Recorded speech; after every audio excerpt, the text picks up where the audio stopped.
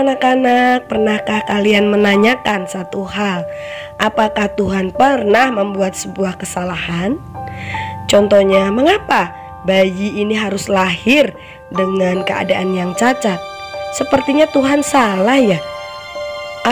Kalau Tuhan itu baik, mengapa Tuhan juga izinkan ada COVID-19?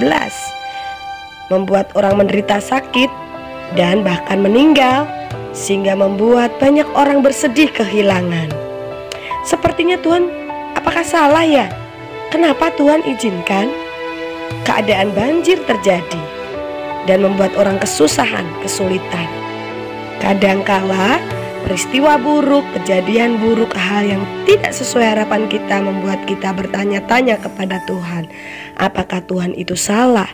Anak-anak, seperti yang terjadi pada kisah berikut ini, ada satu telur yang berbeda besarnya sedang menetas setelah dirami oleh bebek. Ternyata bentuknya yang keluar juga berbeda, lebih buruk suaranya, lebih besar, dan mereka heran, wah ini bukan anak kita.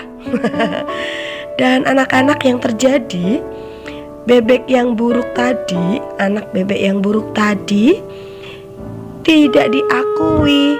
Mereka tidak suka karena suaranya berbeda, bulunya berbeda. Induk bebek juga tidak suka dengan kehadirannya dan meninggalkan dia sendirian. Benarkah aku ini buruk, tidak sama dengan mereka? Lalu dia melihat mukanya di dalam air. Dia terkejut. Dia tidak percaya. Lalu dengan pelan-pelan dia kembali melihat dengan seksama, benarkah aku berbeda? Ya, ternyata aku berbeda. Tidak sama dengan saudara-saudaraku yang bulunya halus, berwarna kuning. Aku lebih buruk, aku tidak disukai.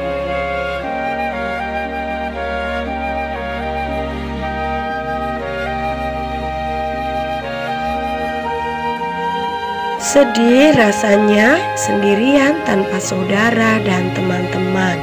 Satu ketika dia merasa bahagia menemukan satu sarang dengan anak-anak burung di dalamnya. Dia merasa mendapatkan teman baru, mendapatkan keluarga baru, dan dia tinggal di sarang itu. Dia senang sekali, tapi tiba-tiba ada induk burung datang membawa makanan. Dia pikir dia akan mendapat makanan itu, tetapi induk burung itu marah.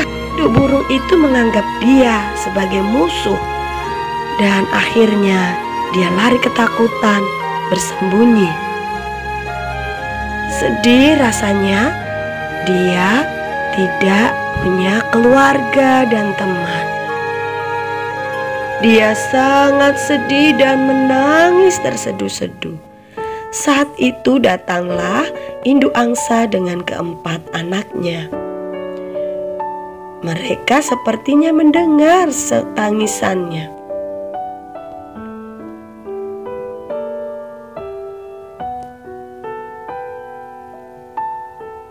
Ketika dia terus menangis dalam kesedihannya, tanpa dia sadari datanglah 4 ekor anak angsa berteriak memanggilnya.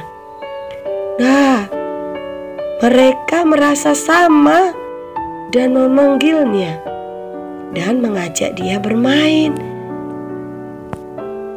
Akhirnya dia menemukan anak-anak angsa yang serupa dengan dia. Bentuk tubuhnya sama seperti dirinya. Ternyata induk angsa memanggil. Dan ketika induk angsa ini melihat, ternyata ada anak angsa yang lain. Induk angsa sangat senang dan menganggap dia sebagai anaknya. Anak angsa pun berbahagia menemukan keluarganya. Demikian juga dengan hidup kita. Semua yang kita alami, semua di dalam rencana Tuhan. Tuhan tidak pernah salah di dalam rencananya. Rancangan Tuhan yang terbaik mendatangkan damai sejahtera. Yeremia 29 ayat 11. God bless you.